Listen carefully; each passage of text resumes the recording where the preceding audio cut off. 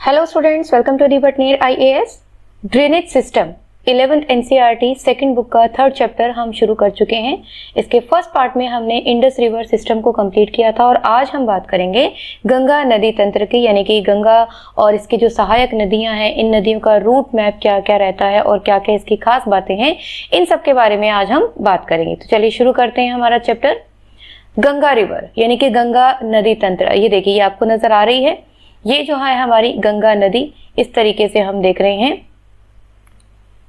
ये जो आपको ब्लू लाइन में अब मैं इसे रेड कर रही हूँ, ये देखिए, ये जो है हमारी पूरी गंगा नदी है और किस तरीके से ये अपना जो पानी है कहाँ ले जा रही है, बे ऑफ बंगाल के अंदर। तो हमारी भारत की जो है एक मुख्य नदी तंत्र है। बहुत सारी सहायक नदियां हैं इसकी, जिनमें हम कुछ लेफ्ट बैंक ट्रिब्यूटरीज, कुछ राइट बैंक ट्रिब्यूटरीज की बात करेंगे। सबसे पहले अगर हम देखें, हमने पहले इसको एक लुक देख लिया कि कहाँ से कहाँ तक जुड़ती है ये। लंबाई की अगर हम बात करें इस नदी की, जो हम लंबाई देखते हैं, कलर हम चेंज कर लेते हैं पहले। तो लंबाई यानी कि लेंथ जिसे हम कहते हैं, तो वो हमारी कितनी हो जाती है, देखिए 2525 यानी कि 2525 किलोमीटर। ठीक है। और स्टेट्स, ये कौन कौन से स्टेट्स कवर करती हैं, देखिए उत्तराखंड,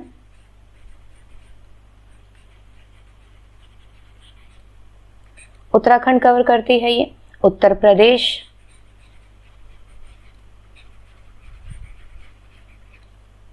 बिहार,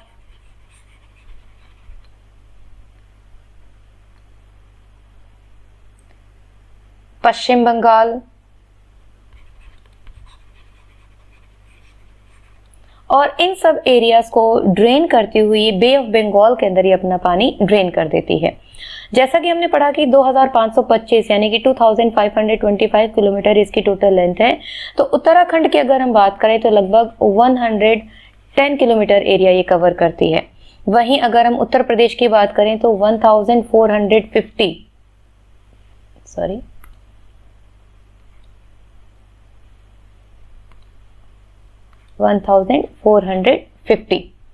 किलोमीटर एरिया ये ड्रेन करती है। वहीं अगर हम बिहार में देखें तो 445 किलोमीटर और वेस्ट बंगाल की अगर हम बात करें तो 520 किलोमीटर एरिया ये ड्रेन करती है। तो ये कुछ खास बातें हो गई इसके बारे में। और ये देखें हम कि भारत की सबसे बड़ी नदी है। बहुत सारी पेरिनियल जिसे हम कहते हैं 12मासी, बहुत सारी 12मासी या नॉन पेरिनियल रिवर्स हैं जो इसकी सहायक नदियां हैं, ट्रिब्यूटरीज हैं। तो चलिए अब हम बात करते हैं कि कहाँ से निकलती है, शुरुआत कहाँ से होती है, कैसे कैसे इसको हम देखते हैं। तो सबसे पहले हम देखें इसका ओरिजिन कहाँ से होता है। तो चलिए ये देखिए, इस मैप के थ्रू हम समझना चाहेंगे इस सब चीज़ों को। तो गंगा नदी जो है, देखिए यहाँ पर आपको नजर आ रही है गंगा, ये गंगा नदी है। लेकिन गंगा नदी जो है हम देखते हैं कि भागीरथी और अलकनंदा, ये दो नदियां आपको नजर आ रही हैं। इन दोनों नदियों के मिलने से आगे जो फ्लो बनता है उसी को हम गंगा कहते हैं। यानी कि गंगा से पहले भागीरथी और अलकनंदा दो नदियां हम पढ़ेंगे। तो ओरिजिन अगर हम देखें, सबसे पहले तो देखिए गौमुख, जो गंगोत्री ग्लेशियर हम पढ़ते हैं, गंगोत्री ग्लेशियर। तो गंगोत्री ग्लेशियर से जो है वो भागीरथी जो नदी निकलती है, ये हमारा जो है भाग जानते हैं आप, हमारा ये चल रहा है, उत्तराखंड का भाग हमारा चल रहा है। इधर देखिए धारासू के नजदीक जो है ये बहती हुई डाउनवर्ड यानी कि साउथ डायरेक्शन में जा रही है और यहाँ आपको नजर आ रहा है ये टेहरी डैम। ठीक है। तो इस तरीके से फ्लो होती है भागीरथी आगे बढ़ रही है और आगे बढ़ती हुई ये इस जगह आकर के एक नदी से मिल रही है और आगे हम इसको गंगा कह रहे हैं। तो एक बार हम यहीं तक पढ़ते हैं। दूसरी तरफ हम देखते हैं, ये देखिए, ये हमें दो और ग्लेशियर्स हमें नजर आ रहे हैं। एक तो हमें नजर आ रहा है ये सतोपंथ ग्लेशियर और दूसरा हमें नजर आ रहा है भागीरथी खड़क ग्लेशियर। तो इन दोनों ग्लेशियर से ये नदियां आगे निकलती है, जिसे हम कहते हैं अलकनंदा जो नदी है ये माना डिस्ट्रिक्ट से साउथ वेस्ट डायरेक्शन में मूव कर जाती है और आगे को बहती है। और इस अलकनंदा नदी के अंदर ही अलग अलग नदियां आकर मिलती हैं और लास्ट में जब ये एक नदी हो जाती है जिसे हम कहते हैं गंगा। तो ये जो नदियां आपस में मिल रही हैं, यहीं पर हम जानते हैं हमारे जो प्रयाग, हम 5 प्रयागों की बात करते हैं, विष्णु प्रयाग, नंद प्रयाग, कर्ण प्रयाग, रुद्र प्रयाग और देव प्रयाग, जहां पर हमारी जो नदियां हैं आकर मिल जाती हैं और हमारे हिंदू धर्म के बहुत, जो हमारी माइथोलॉजी है उसमें बहुत पवित्र इनको माना जाता है। तो चलिए इनके बारे में थोड़ी सी चर्चा कर लेते हैं। यहाँ तक आपने पढ़ा कि सतोपंथ और भागीरथी खड़क जो ग्लेशियर है, यहाँ से अलकनंदा नदी निकलती है और माना के निकट जो है ये साउथ वेस्ट डायरेक्शन में ये मूव कर रही है, आपको नजर आ रही है, इस तरीके से साउथ में मूव कर रही है। अब यहीं कहीं पर जो है हम देखेंगे कि ये बद्रीनाथ वाला जो जोन है, ये माना डिस्ट्रिक्ट की तरफ बद्रीनाथ जानते हैं, तो यहाँ कहीं जो है एक और नदी यहाँ पर आकर मिलती है जिसे हम कहते हैं धौली गंगा। ये आपको नजर आ रही है, धौली गंगा नदी जो है ये एक जगह पर आकर इसे मिल रही है, ठीक है। और जहां ये आकर मिल रही है ये हमारा पहला प्रयाग होता है जिसे हम कहते हैं विष्णु प्रयाग, ठीक है। पहला प्रयाग है विष्णु प्रयाग। अलकनंदा के अंदर जब धौली गंगा नदी आकर मिलती है तो उसे ही हम क्या कह देते हैं, विष्णु प्रयाग। उस जगह को हम क्या कहते हैं, विष्णु प्रयाग। और ये धौली गंगा नदी कहाँ आ रही है, ये नंदा देवी जो नेशनल पार्क है वहां से निकलकर आ रही है, ठीक है। इसको यहाँ पर आपके लिए थोड़ा सा मैंने समझाने के लिए लिख दिया है। दूसरी जो नदी है इसे हम कहते हैं नंदाकिनी, नंदाकिनी नदी। जब नंदाकिनी नदी अलकनंदा में मिल रही है ये हमारा सेकंड मीटिंग पॉइंट हो गया, है ना, जिसे हम कह देते हैं नंद प्रयाग। ये नीचे लिखा हुआ है आपके लिए, नंद प्रयाग जो हमारा दूसरा प्रयाग है। कुछ और दूरी पर आगे बढ़ती है, पिंडार नदी जो है अलकनंदा के अंदर आकर मिलती है जिसे हम कह देते हैं हमारा तीसरा प्रयाग यानी कि कर्ण प्रयाग। ये हमारा थर्ड कर्ण प्रयाग। और यही कुछ और डिस्टेंस कवर करने के बाद जो केदारनाथ है, केदारनाथ से जो मंदाकिनी नदी है, ये आपको मंदाकिनी नजर आ रही है, देखिए येलो कलर जो है वो नदियां हैं और येलो कलर ही नदियों के नाम से हमें डिनोट हो रही हैं। तो ये जो मंदाकिनी नदी है केदारनाथ से निकलकर आ रही है और अलकनंदा के अंदर आकर मिल जाती है और यही जो है ये चौथा प्रयाग जो हमारा बनता है जिसे हम कहते हैं रुद्र प्रयाग। और लास्ट में जहां ये अलकनंदा और भागीरथी आपस में मिल रही हैं यानी कि जो फिफ्थ पॉइंट जो हमारा है इसे हम कह देते हैं देव प्रयाग, ठीक है।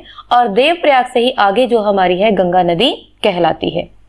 दोबारा से समझ लेते हैं, इन सभी चीजों को रिवाइज कर लेते हैं। देखिए गोमुख यानी कि गंगोत्री ग्लेशियर से जो है हमारी भागीरथी निकलती है, इधर सतोपंथ और भागीरथी खड़क ग्लेशियर से हमारी अलकनंदा निकलती है। भागीरथी और अलकनंदा ये जो नदियां हैं ये आगे देव प्रयाग में मिल जाती हैं और वहीं से आगे जो है गंगा नदी का हम नाम इसे दे देते हैं। और अलकनंदा नदी में जो 4 अलग अलग नदियां हैं आकर मिलती हैं जैसे धौली गंगा, नंदाकिनी, पिंडार और मंदाकिनी। तो ये जो 4 नदियां हैं जो हमारे 4 संगम कहलाते हैं, 4 प्रयाग हमारे कहलाते हैं, विष्णु प्रयाग, नंद प्रयाग, कर्ण प्रयाग और रुद्र प्रयाग। और 5वां प्रयाग जहां पर हमारी भागीरथी और अलकनंदा नदी आकर मिल रही हैं जिसे हम क्या कह रहे हैं, देव प्रयाग। तो इस तरीके से ये जो है हमारी गंगा नदी जो है ओरिजिन, यहां से हम इसको समझ लेते हैं। अब जो है गंगा नदी जो शिवालिक रेंज है, जो ऋषिकेश है, ऋषिकेश से बहती हुई शिवालिक रेंज होती हुई राजा जी नेशनल पार्क से होती हुई कहाँ पहुंच जाती है, हमारे हरिद्वार के अंदर पहुंच जाती है। ये देखिए अब हम इसको रूट मैप को इस तरीके से समझ लेते हैं। ये हमने अभी जो पढ़ा था कि अलग अलग जो है यहाँ से अलग अलग जो है 5 प्रयाग हमने देखे और किस तरीके से ये आगे को बढ़ती हुई मूव कर जाती है। तो हरिद्वार जो है ये यहाँ पर पहुंच गई है, हमारी जो गंगा नदी है ऋषिकेश की पहाड़ियों से शिवालिक की रेंज से होती हुई ये कहाँ पहुंच गई, हमारी हरिद्वार। हरिद्वार के बाद ये देखिए उत्तर प्रदेश और उत्तराखंड बॉर्डर जो हमें नजर आ रहा है, कुछ यहाँ पर ये बह रही है, हमारा उत्तर प्रदेश का जोन है, आप सभी जानते हैं स्टेट्स हमारी अलग अलग। तो ये हमारा उत्तर प्रदेश का इलाका आ गया। तो उत्तर प्रदेश और उत्तराखंड का जो बॉर्डर है ये बॉर्डर है, कुछ बॉर्डर को कवर करती हुई उत्तर प्रदेश में ये एंटर करती है यहाँ बिजनौर से। इसके बाद ये कानपुर डिस्ट्रिक्ट होती हुई, कानपुर के बाद ये जो है हमारा ये देखिए प्रयागराज जहां पर ये यमुना नदी, से हम यमुना जिसको आगे भी हम पढ़ेंगे, ये यमुना नदी जो है यहाँ पर आकर किस में मिल जाती है, गंगा के अंदर।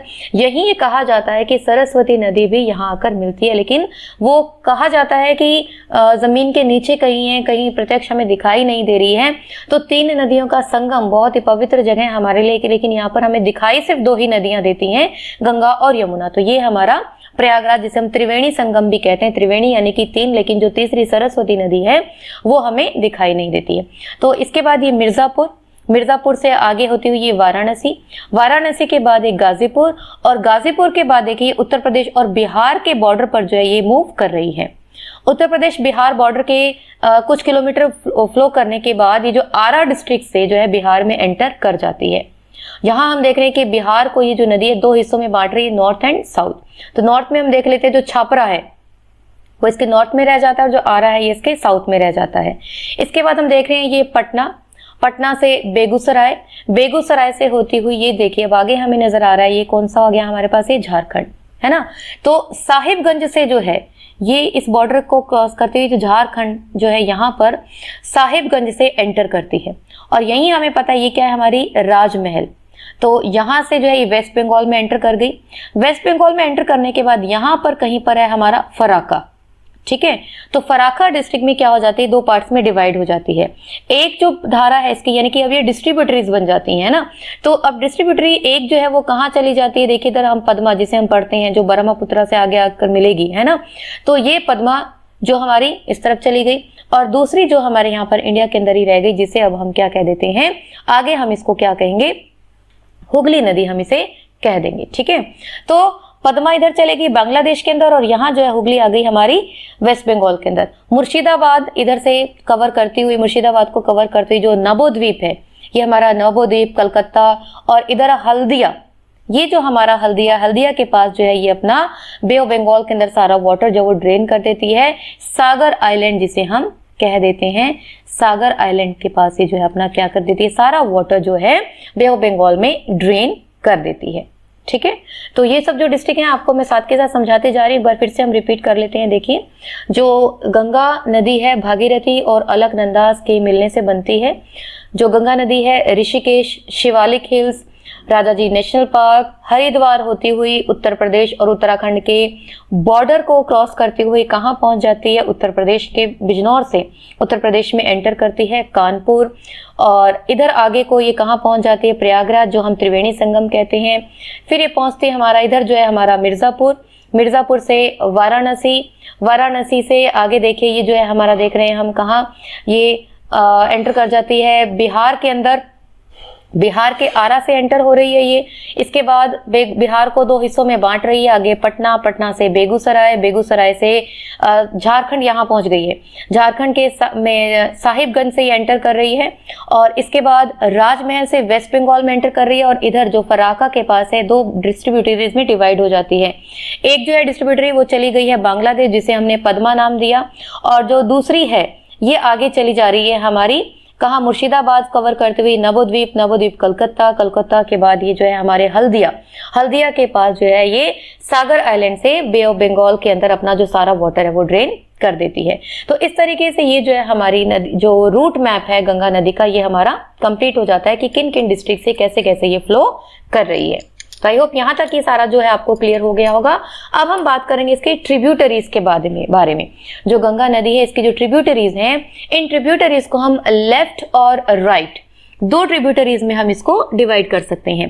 देखिए लेफ्ट बैंक ट्रिब्यूटरीज और राइट बैंक ट्रिब्यूटरीज। जो लेफ्ट है वो कहाँ से निकल रही हैं, जो हमारी हिमालय रेंज से निकल रही हैं और जो राइट है जिसे हम चंबल, सोन, बेतवा ये सब नदियों को हम पढ़ेंगे। तो यहाँ जूम करके हम थोड़ा सा देख लेते हैं।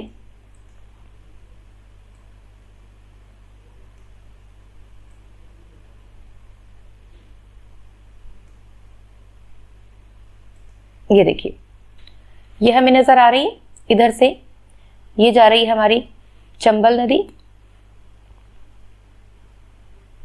ये आ गई हमारी चंबल, ये इधर आ रही है हमारी यमुना, इधर से आ गई हमारी बेतवा, ये चल रही है हमारी सोन।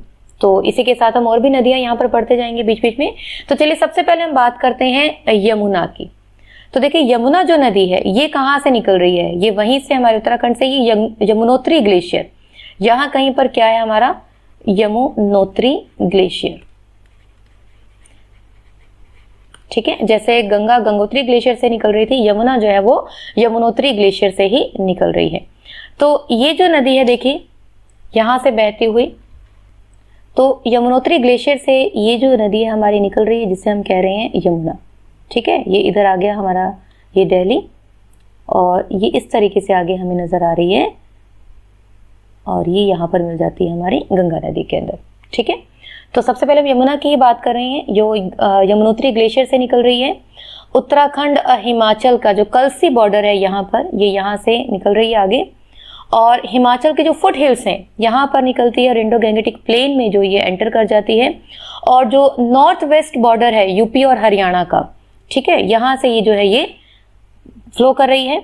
यहाँ से फ्लो करते हुए ये दिल्ली में एंटर करती है। दिल्ली में कहाँ से करती है? ये पाला विलेज, यहाँ पर मैं इसको लिख देती हूँ, जो पाला विलेज है यहाँ से ये एंटर करती है और दिल्ली में फ्लो करती हुई ये, और हम जानते हैं दिल्ली में जो है यमुना कितनी आगे गंदी हो जाती है, आगे नोएडा से जो हरियाणा उत्तर प्रदेश का बॉर्डर है यहाँ से फ्लो करती है ये, और फ्लो करती हुई आगे कहाँ पहुँच जाती है? देखिए मथुरा से फिर आगरा। हम इसको इस तरीके से फ्लो चार्ट के थ्रू हम समझ लेते हैं, आगे का जो है दिल्ली से आगे काम पढ़ लेते हैं। देखिए मथुरा से आगे कहाँ पहुँच जा रही है? ये आगरा से कहाँ जा रही है? ये इटावा, ठीक है, मथुरा, आगरा, इटावा। और यहीं पर हम देख रहे हैं, देखिए इटावा के पास ही जो यहाँ कहीं पर है, यहाँ पे चंबल नदी जो इसके अंदर आकर मिल रही है, ठीक है, चंबल। और चंबल से कहीं आगे यहीं कहीं पर यहाँ जो है इसमें आकर मिलेगी सिंध नदी, ठीक है। ये बेतवा हमें नजर आ ही रही है। बेतवा के आगे जो है जो चिल्हा फतेहपुर यूपी डिस्ट्रिक्ट में जो है यहाँ पर आकर इसमें मिल जाती है केन नदी का आकर मिलती है, ठीक है। तो इस तरीके से जो नदियां यहाँ पर इसमें मिल जाती हैं। तो ये हो गई हमारी कौन सी? यमुना नदी। और यमुना नदी जो है आगे हमीरपुर, और हमीरपुर से आगे, हमीरपुर में हमने पढ़ लिया कौन सी? बेतवा आकर मिल रही है यहाँ, ये हमीरपुर है। और आगे जो है केन नदी आकर मिल रही है। और प्रयागराज जो हम त्रिवेणी संगम पढ़ रहे हैं, यहाँ जो है गंगा और यमुना, इधर से गंगा जा रही है और ये यमुना आ रही है। तो यहाँ पर क्या हो गया? ये गंगा और यमुना, और जो सरस्वती हम कहते हैं जो इनविजिबल है, त्रिवेणी संगम जो यहाँ पर मिल जाते हैं, ठीक है। तो ये हो गई हमारी यमुना नदी। इसी तरीके से अब हम देख रहे हैं चंबल, सिंध, बेतवा, केन, ये सब जो नदियां हैं हमारी, ये सहायक नदियां हैं। तो सबसे पहले हम पढ़ लेते हैं, चंबल की बात कर लेते हैं। हम ये पढ़ रहे हैं राइट ट्रिब्यूटरीज जो हैं। चंबल जो है हम जानते हैं कहाँ से निकलती है? मध्य प्रदेश से, ठीक है, मध्य प्रदेश के मालवा पठार के पास, जो मालवा प्लेट्यू है, मालवा प्लेट्यू के पास जो महू डिस्ट्रिक्ट है, महू डिस्ट्रिक्ट के पास से निकलती है और नॉर्थ की तरफ मूव करती है। नॉर्थ की तरफ मूव करते हुए राजस्थान के कोटा और वाडकंड के जो है वहां से बहती हुई गांधी सागर बांध जो है, डैम जो है हम जानते हैं यहाँ पर बना हुआ है। कोटा से बूंदी, सवाई माधोपुर, धौलपुर, इन सब से बहती हुई आगे जो है ये कहाँ मिल जाती है? यमुना के अंदर, है ना। और यमुना जो चंबल की हम बात करें, चंबल के बीहड़ आपने सुना है, बहुत ही मशहूर हैं, जाने जाते हैं चंबल के बीहड़। तो चंबल जो है हमने देखा कहाँ से निकल रही है? मध्य प्रदेश से। मध्य प्रदेश में जो मालवा प्लेट्यू है, मालवा प्लेट्यू के महू डिस्ट्रिक्ट से जो है ये निकलती है और राजस्थान से बहती हुई आगे कहाँ मिल जाती है? ये हमारी यमुना से मिल जाती है। चंबल के बाद हमने सिंध को पढ़ लिया है। बेतवा हमने देख लिया कि हमीरपुर में जो है ये बेतवा आकर मिलती है। मुख्य नदी एक और हम बात करते हैं किसकी? सोन की, ठीक है। ये जो सोन नदी है ये हमें नजर आ रही है, थोड़ा सा हम इसके बारे में पढ़ लेते हैं। जिसकी ट्रिब्यूटरीज हैं इन सबको हम यहाँ पर थोड़ा सा नजर डालेंगे। देखिए जो सोन नदी है, सोन नदी हम जानते हैं जो हमारी अमरकंटक की पहाड़ियों से जो नर्मदा इधर निकल रही है ये हमें नजर आ रही है और यहाँ से जो हमें सोन नजर आ रही है ना। तो सोन नदी जो इस तरफ आगे बढ़ती है और यहीं पर हम जानते हैं जो शेडोल है एमपी के अंदर, जो बाल सागर डैम है यहाँ पर बना हुआ है, बाल सागर डैम, है ना, उसके लिए वाटर सोर्स का काम करती है। यहीं पर हम देखते हैं यहाँ कहीं पर इसमें कौन सी नदी आकर मिल रही है? थोड़ा सा हमें यहाँ पर मैप छोटा पड़ गया, एरिया कम होने का, यहाँ कहीं पर जो है हम देख लेते हैं यहाँ कौन सी नदी इसमें आकर मिलती है? बनास, जिसे हम कह देते हैं, है ना, बनास। यहाँ पर हम लिख लेते हैं, थोड़ा इसको मैं और लाइट कर लेती हूँ ताकि हमें लिखने में दिक्कत न आए। इसे हम कह देते हैं बनास, ठीक है। बनास के बाद यहीं पर एक और जो है ट्रिब्यूटरी इसको आकर मिलती है जिसे हम कहते हैं गोपद। यहाँ पर ये जो है हमारी, ये हम फर्स्ट नंबर, ये सेकंड नंबर, जिसे हम कह देते हैं गोपाद, ठीक है। गोपाद के बाद जो यहाँ चौपान डिस्ट्रिक्ट आ जाता है, यहीं पर, यहाँ कहीं पर देखिए, यहाँ ये चौपान डिस्ट्रिक्ट यहाँ है। तो यहाँ हमारी जो इसकी तीसरी सहायक नदी है रिहंद जिसे कहते हैं, तो रिहन नदी यहाँ कहीं पर मिलती है। इसी के बाद यहीं पर जो है कोनहार जो है हमारी नदी, कोनहार जो है यहाँ पर मिलती है।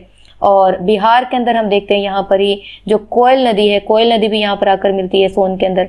और किस तरीके से आगे ये हम देख रहे हैं कि बिहार के अंदर कहाँ ये उसके अंदर मिल जाती है, यमुना के अंदर। ये यमुना नदी आगे चल रही है, इस तरीके से ये मिल गई है।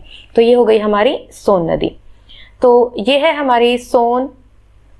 दामोदर हमने पढ़ा, दामोदर नदी जो है ये भी इस तरीके से यहीं पर बह रही है। तो इसको हम देख लेते हैं, यहाँ पर थोड़ा सा इरेज करके दोबारा से देख लेते हैं। दामोदर नदी की जब हम बात करते हैं तो ये लातेहार डिस्ट्रिक्ट जिसे हम कह देते हैं, इसको हम अलग स्लाइड पे समझ लेते हैं। इस मैप में थोड़ा समझना हमारे लिए मुश्किल होगा, अगली स्लाइड में हम इसको देख लेते हैं। देखिए जो लातेहार डिस्ट्रिक्ट है यहाँ से ये निकलती है ना। लातेहार से होते हुए बोकारो। देखिए या तो आप मैप के थ्रू समझिए या आप फ्लो चार्ट के थ्रू समझिए, तो ये आपको बड़े ही अच्छे से समझ में आएंगी। इसके बाद हम देखते हैं आसनसोल, दुर्गापुर, बर्धमान, इन सब एरिया को ये कवर करती हैं। कौन कौन सी? Asansol, Durgapur,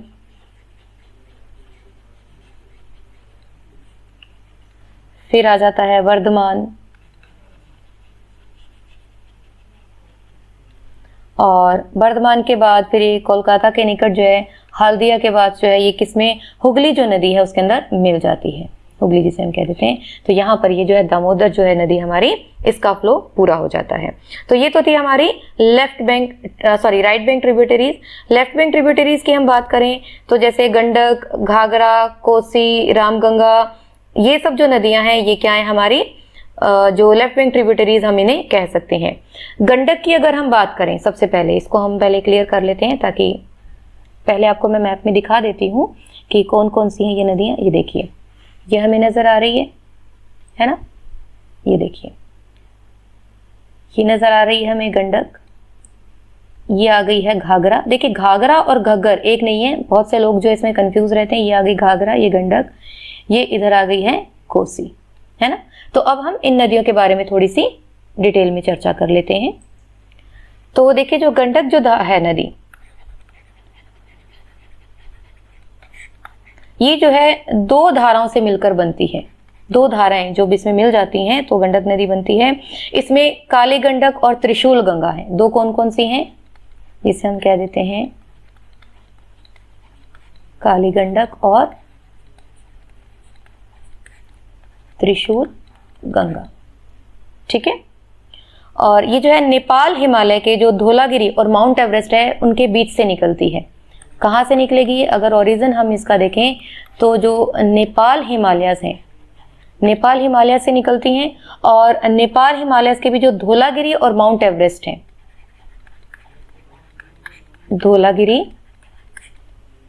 and mount Everest है जो, है ना। तो इन दोनों के बीच से ही इसका जो ओरिजिन है वो कहीं निकलता है। बिहार के चंपारण जिले से जो है गंगा के मैदानों में जो एंटर कर जाती है ये आपके लिए जरूरी है जानना। चंपारण, बिहार के चंपारण से ये गंगा के मैदानों में एंटर करती है। और सोनपुर पटना के पास, सोनपुर एग्जैक्टली जो लोकेशन है इसकी पटना के पास, वहां जो है ये गंगा नदी के अंदर मिल जाती है, ठीक है। तो ये जो है गंडक नदी के बारे में जो है कुछ ज़रूरी चीज़ें जो आपको पता होनी चाहिए। और एक और चीज़ है, जो ये नदी जैसा हमने कहा कि नेपाल हिमालय में निकलती है, तो नेपाल में इसे क्या कहा जाता है? सालीग्रामी कहा जाता है। सालीग्रामी, सालीग्रामी से कहा जाता है। सप्तगंडकी भी इसे कहते हैं। वहाँ पर मैदान जो प्लेन एरियाज है वहाँ पर इसे नारायणी के नाम से भी जाना जाता है। तो चाहे सालीग्रामी हो, सालग्रामी हो, या मैदानों का अगर हम बात जिक्र करें तो नारायणी हो, सप्तगंडकी हो, ये सब नाम किसके हैं? गंडक नदी के हैं। तो इसके बारे में हमने पढ़ लिया कि हिमालय से निकलकर दक्षिण पश्चिम में बहती है, भारत में एंटर करती है। और त्रिशूल गंगा जो है इसकी सहायक नदी है। और काफ़ी दूरी तक उत्तर प्रदेश और बिहार राज्यों के बीच की जो सीमा है, यानी कि जो बाउंड्री है, वहां तक बहती है। और उत्तर प्रदेश के जो महाराजगंज और कुशीनगर जिले हैं यहाँ से निकलती है। उत्तर प्रदेश की अगर हम बात कर लें, उत्तर प्रदेश के कौन कौन से जिलों से निकल कर जाएगी ये? महाराजगंज,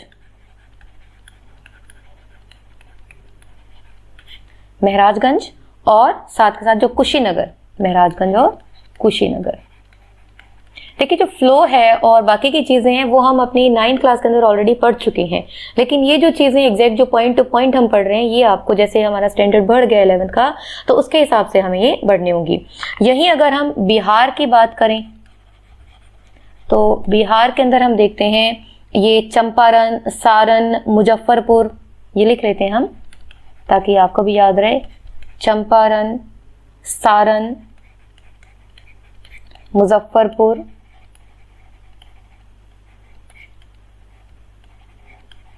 तो इन सब जिलों से होकर निकलती हैं।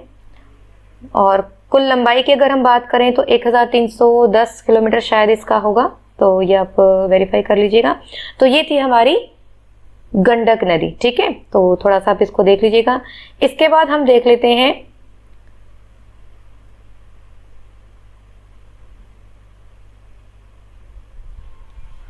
कोसी नदी की। अब हम बात करते हैं, इसको फिर से मैं क्लियर कर लूंगी ताकि हम इसको समझ सकें।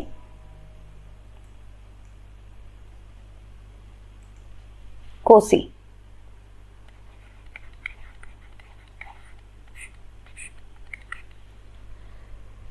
कोसी अगर हम देखें तो नेपाल हिमालय से निकलती है और बिहार में जो भीमनगर का जो रास्ता है वहां से करती है एंटर भारत के अंदर। और मुख्य बात जो है कोसी नदी को ही क्या कहा जाता है, बिहार का शोक, बिहार का अभिशाप भी इसे कहा जाता है, क्योंकि ये जो नदी है अपने साथ बहुत सारा जो डिपॉजिट है वो लेकर आती है और जो इसका रास्ता है वो एक फिक्स नहीं है, अपना जो रास्ता है वो बदलती चली जाती है।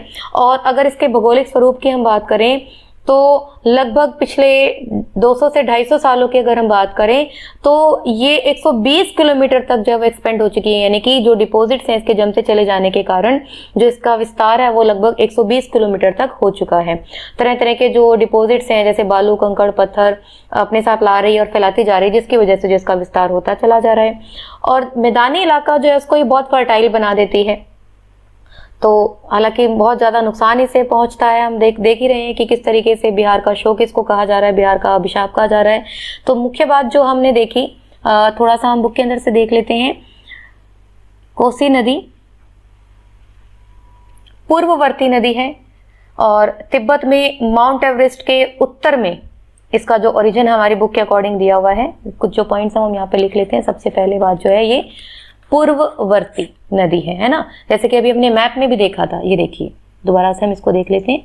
ये देखिए, ये कोसी नदी, तो ये क्या है, पूर्ववर्ती नदी है, ठीक है, पूर्व दिशा की ओर है ये, तो पूर्ववर्ती नदी हो गई है ये। और स्रोत अगर हम देखें तो तिब्बत में माउंट एवरेस्ट के नजदीक, तिब्बत में माउंट एवरेस्ट के नजदीक है। और यहाँ जो है इसकी जो मेन स्ट्रीम है, मेन स्ट्रीम जो है इसकी तिब्बत के अंदर जो हम कह रहे हैं उसका नाम क्या है, अरुण, ठीक है, मेन स्ट्रीम जिसका नाम क्या है, अरुण, ध्यान रखिएगा। कोसी हम इसे भारत में कह रहे हैं और तिब्बत के अंदर हम कह सकते हैं जो मुख्य धारा है इसकी, इसका नाम क्या है, अरुण। तो नेपाल में जो है और जो मिडिल हिमालय है इसको क्रॉस करके ये वेस्ट में सोन, कोसी और पूर्व में जो तमूर कोसी से मिलती है और अरुण नदी जो हम कह रहे हैं इसमें मिलकर ये सप्त कोसी बना लेती है ना। सप्त कोसी आप वर्ड ध्यान रखिएगा। तो अलग अलग जो कोसी नदी की जो धाराएं हैं वो मिलकर के आपस में क्या बना लेती हैं, सप्त कोसी बना लेती हैं। तो ये हो गई हमारी कोसी नदी। इसके बाद और कुछ चीजें इसके बारे में, जैसे कि हमने पढ़ ही लिया है कि तिब्बत के कुछ हिस्से को जो है ये अपवाहित करती हैं, ड्रेन करती हैं, माउंट एवरेस्ट के आसपास इसका ओरिजिन है।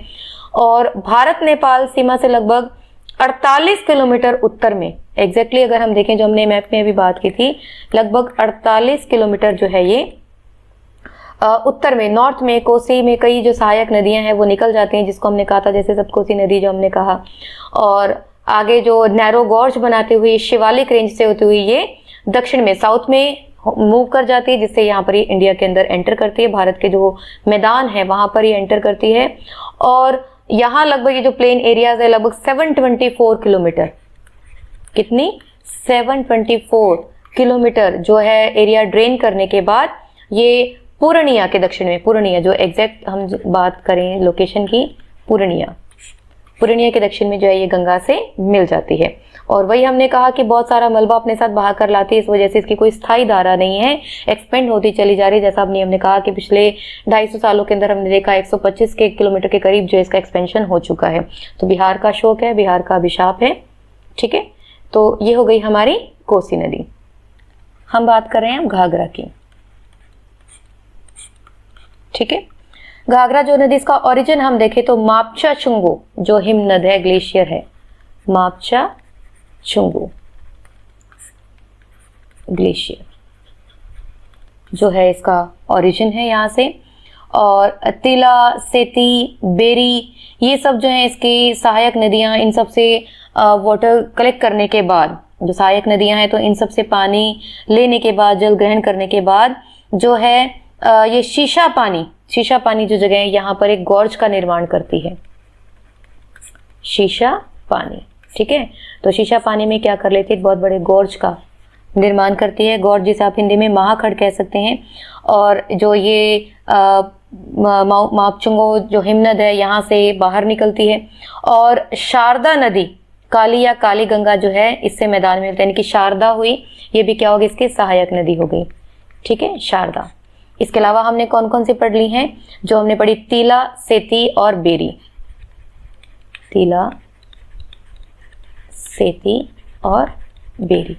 ठीक है, ये अबव जो इसका पैसेज है वहां पर है इसका। और बाद में इसमें जो शारदा नदी है वो आकर मिल जाती है प्लेन एरिया में। और छपरा के नज़दीक जो है ये गंगा में मिल जाती है। छपरा, ये अभी हमने पीछे मैप के अंदर पढ़ा था कि छपरा के नज़दीक जो है ये कहाँ मिल जाती है, गंगा नदी के अंदर मिल जाती है। ठीक है, तो ये हो गई हमारी घाघरा नदी, घाघरा।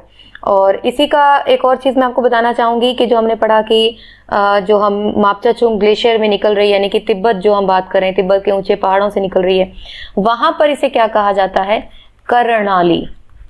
इसे कर्णाली कहा जाता है। नाम आप ध्यान रखिएगा कि अलग अलग नदियों के भारत में और जहाँ जो ओरिजिन है वहाँ पर इनका क्या नाम है, कर्णाली है। और कर्णाली जो है नेपाल से बहकर उत्तर प्रदेश, बिहार में एंटर होती है और बलिया और छपरा के बीच जो है ये गंगा में मिल जाती है। इसे ही सरयू, सरजू, शारदा, जैसा कि अपने कहा अभी शारदा इसमें आकर मिल जाती है, तो सरयू, सरजू, शारदा के नाम से भी इसे जाना जाता है। और अगर हम शहरों की बात करें तो बहराइच है। ठीक है, बहराइच हुआ, सीतापुर, गोंडा, बाराबंकी, अयोध्या, टांडा, राजे सुल्तानपुर, दोहरी घाट, बलिया, ये सब जो शहर हैं इन सब शहरों से होकर ये निकलती है। ठीक, इसके बाद हमारी जो लास्ट नदी हम जिसे कह सकते हैं वो है हमारी रामगंगा।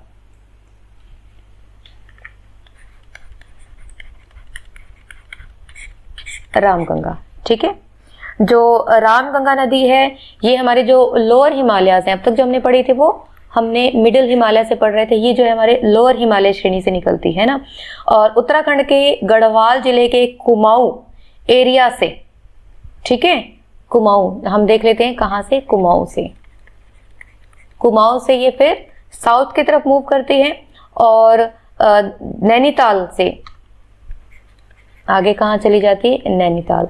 और नैनीताल से कहाँ पड़ जाती है, ये यूपी में बहती है।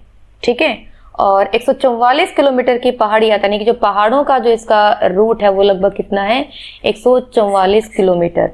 तो 144 किलोमीटर की पहाड़ी यात्रा करने के बाद जो बिजनौर जिले से जो है, वहां से बिजनौर से जो है ये प्लेन एरिया में एंटर कर जाती है। ठीक है, बिजनौर एरिया से ये प्लेन एरिया में एंटर कर जाती है। और मैदान में जो इसकी लेंथ रहती है वो कितनी रहती है, लगभग 24 किलोमीटर। ठीक है, और 24 किलोमीटर यहाँ पर इसमें कोह नदी मिल जाती है।